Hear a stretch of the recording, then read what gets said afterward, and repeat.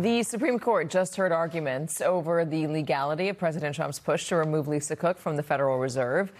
Both conservative and liberal justices appear ready to reject the president's arguments. Joining us, law professor at Vanderbilt University and former law clerk for Justice Antonin Scalia, Brian Fitzpatrick, Slate senior writer and co-host of the Amicus podcast, Mark Joseph Stern, and professor of economics and public policy at the University of Michigan, Justin Wolfers. Gentlemen, thank you. All right, so Brian, talk to me about what you heard today and where you think this goes. What I heard was, don't sell your stocks. The president is going to lose.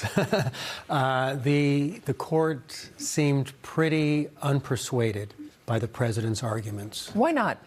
I think it seems like the president wants it all. He wants full discretion to decide what for cause means in firing Fed governors, and he doesn't want any review of those decisions, and he says there's no remedy even if I do it wrong.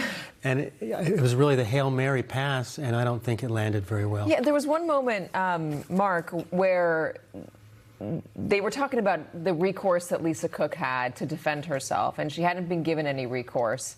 The claims against her, the mortgage fraud claims, that hasn't been tried. It hasn't been adjudicated. And there was an interesting answer from John Sauer regarding what she could have done. What was it? Well, she could have, according to the Solicitor General, simply declared in the public sphere or on social media that she was innocent of these charges and that she did not commit mortgage fraud. The Solicitor General said she didn't need a hearing in court or even a meeting with the president. She should have simply put out into the ether that she was innocent. And the justices across the board did not seem persuaded at all by that argument. That said, it wasn't super clear to me exactly where a majority will land in ruling for Cook. I agree with Brian. I think they will side with Cook.